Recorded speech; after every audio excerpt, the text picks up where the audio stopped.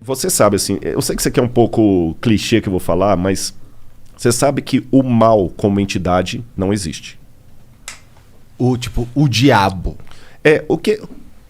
Daqui a pouco eu posso até entrar no lance do diabo, mas Tá. vou falar do mal como o mal mesmo. Tá, um avatar do mal não existe. O deus do mal. É o Deus mal, não. Eu acredito assim, quando a gente vai na Bíblia, aí eu vou ter que dar um pouquinho para trás para entrar nisso aí.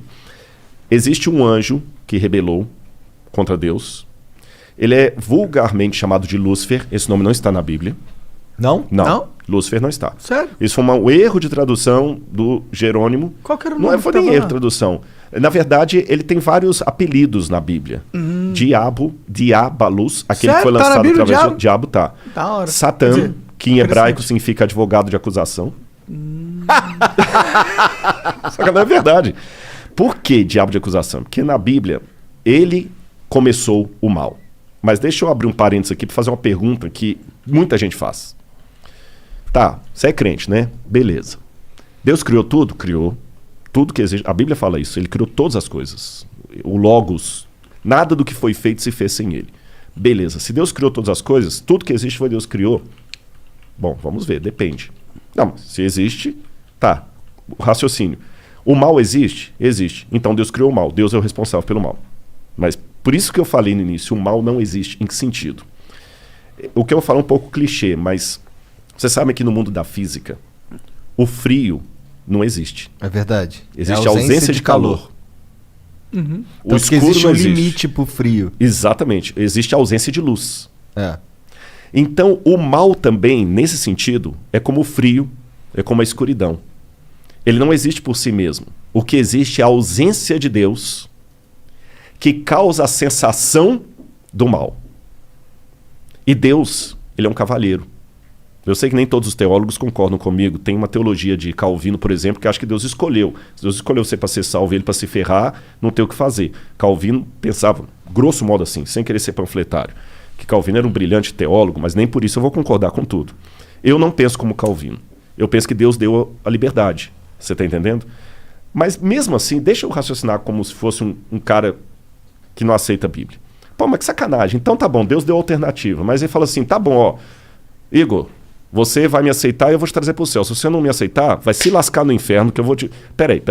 Então que Deus é esse? Parece aquele namorado possessivo. Sim. Ou namora comigo, ou então vou te matar. Não é assim. É porque, segundo a Bíblia, como Deus é o criador de tudo que existe, e nele há luz e treva alguma, o único que pode conceder a vida é Deus. Então, quando Deus fala desesperadamente, meus filhos, aceitem-me, porque senão vocês vão se lascar, não é como o namorado possessivo que fala com o menino assim, ou namora comigo, senão eu vou pegar um revólver e vou te matar. Não é isso. Seria mais ou menos como se a água pudesse dizer para o peixe, fique em mim, peixe, senão você vai se lascar. Quando a água fala assim, não é porque a água é possessiva. Eu estou usando uma onomatopeia aqui, né? Uhum. Não é porque a água é possessiva, não é porque a água é namorado. É porque não dá pra viver fora. É porque não dá para viver fora. Então, quando Deus apela, filhos, vivam em mim, porque senão vocês vão se lascar, é porque Ele nos ama. Eu não estou aqui para pregar, não é púlpito, mas isso faz parte da minha essência. Por isso que, para mim, o menininho me cumprimentando aqui do lado, cara, não é só eu simplesmente falar assim, pô, que legal, eu sou famoso. Não. O assunto que eu falo é arqueologia. É porque se o que eu falo for verdade, eu não posso ficar calado, Igor. Você está entendendo? E aquele lance que eu falei da cruz de Cristo, os romanos crucificaram milhares de pessoas. Mas aquela crucifixão de Jesus de Nazaré foi diferente. Por quê? Vou te falar por quê. Vou contar uma historinha para você. Um rei, vou responder igual Jesus. Jesus contava uma história, que o pessoal perguntava. Um rei uma vez deu uma regra no reino dele. Ninguém pode roubar. Se alguém roubar, eu vou mandar arrancar os 2 olhos. Cara, funcionou, ninguém roubava. Você podia dormir com a porta aberta, o cara das trancas nem vendia tranca. Delegacia só quando era uma briga, assim. Até que um dia chegaram pro rei e falaram assim, majestade, nós pegamos um rapaz roubando aqui, a sua lei fala que tem que ter os 2 olhos arrancados. Ele falou, tudo bem, só que tem um problema, é o seu filho. É o príncipe. E aí? Vocês têm filhos? Tenho. Eu não tenho. O que você faria, Monark? Você é o rei. Se eu sou o rei, eu mando arrancar os olhos. E você, Igor? Bom, se eu sou o rei, se eu sou o Igor, eu ia apoiar. Não, minha filha não, irmão. Todo respeito aí. Eu perguntei de propósito. Mas se eu sou o rei... Você é o rei, Igor, e pai da sua filha ao mesmo tempo. Então, é que se eu sou o rei, eu preciso mandar arrancar os olhos, né? Você arrancaria mesmo da sua filha? Pensa nela agora. Cara, olha, se a gente quiser entrar nessa, eu forjaria a morte, eu executaria de mentira, exilaria a minha filha pra algum lugar, porque aí eu consigo manter o rei que pune quando alguém rouba e consigo salvar a vida da minha filha, só que eu não consigo manter ela perto de mim. Uhum. E teria uma coisa também. Você nunca ia poder olhar nos olhos da sua filha e falar, você tem um pai honesto. Verdade? Ah, mas por isso eu falaria. É porque o negócio do rei, de você não... É porque é um mau exemplo. Porque aí você abre a permissão, entendeu? E aí você vai ter uma... Se eu sou o rei, manda lá pro STF, lá no Brasil. Lá. Nem entra nisso porque eu não quero que o Flow tenha problemas. Nem eu. Bom, mas eu também não seria um rei que ia colocar roubo com perda de olho, né? Ah, funcionou. Ninguém roubava. Ah, mas funcionou porque é uma pena muito punitiva. Mas poderia ser uma pena não tanto punitiva que também funcionaria, talvez, né? Posso dar a solução bíblica para responder a pergunta dele? Por quê? Esse rei falou o seguinte: palavra de rei não volta atrás. E ele tinha um dilema, porque se ele mandasse arrancar os olhos do filho, o pessoal falou assim, pô, esse cara não tem misericórdia nem do filho, quanto mais da gente. É uma mensagem bem forte. Bem forte. Se ele poupasse o filho, o pessoal também fala assim, pô, se fosse o filho da faxineira, sabe o que ele fez? Ele falou o seguinte, como rei eu não posso voltar a palavra atrás. Mas como pai que ama, eu não tenho filho, tá, Monark? O Igor vai entender, o Igor tem mais autoridade para falar isso, que ele tem uma filha, eu não tenho. Tem duas. Tem duas. Como pai, eu também não posso negar a salvação para o meu filho que errou, mas está arrependido. São 2 olhos que a lei quer, são 2 olhos que a lei terá. Podem arrancar os meus olhos e deixa o meu filho. Quando o mal surgiu no universo, o mal existia... Tem um lance em filosofia que eu não quero... Vou tentar mastigar para ficar mais fácil. Vocês ouviram o Pondé aqui, com muito mais propriedade do que eu, que chama-se metafísica. Foi a matéria mais difícil que eu estudei em filosofia. Metafísica é a doutrina do ser. Tudo que existe primeiro em potência, depois em ato. Eu não tenho filho, nem o Monark. Nossos filhos existem em potência.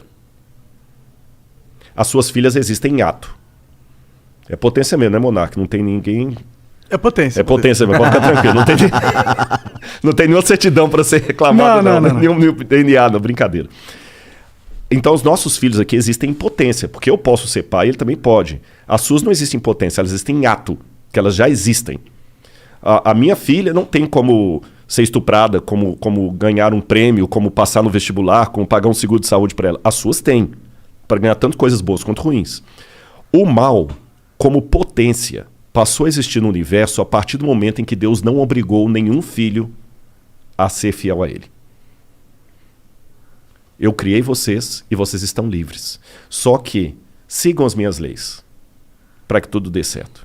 E aí, com a ruptura que houve no universo cósmica, a lei de Deus foi quebrada. E a punição era que o pecado passou agora de potência a ato. Ruptura cósmica? Ruptura cósmica. Porque o universo estava numa harmonia que foi quebrada. Você entendeu? Não era plano de Deus que criança e leucemia estivessem na mesma frase. Não era plano de Deus. Deus não queria isso. Deus não queria a pancada que você ganhou no seu carro hoje. Deus não queria isso. Mas aconteceu. Ele sabia que ia acontecer. Aí alguém fala, pô, sacanagem, se ele sabia, por que ele deixou?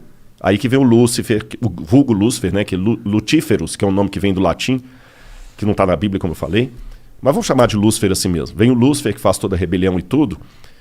E a sentença agora é a morte. Aí a segunda pessoa da divindade, que é Jesus, fala assim, tudo bem. São 2 olhos que a lei quer, a lei está exigindo a morte, eu vou morrer no lugar da humanidade. Então, na crença bíblica tradicional, o fato de Cristo morrer na cruz do Calvário, que não foi apenas um carinha que rebelou contra Roma, ele morreu a morte redentora. Por isso a gente chama de Cristo Redentor. Ele morreu no lugar do pecador. Ele que não era pecador morreu. Por isso que no Antigo Testamento sacrificava um cordeiro inocente para representar o Cristo. Ele morreu. E é graças à morte dele que hoje, se algum de vocês receber uma notícia ruim de morte, eu tenho algo de esperança para falar concreta, real.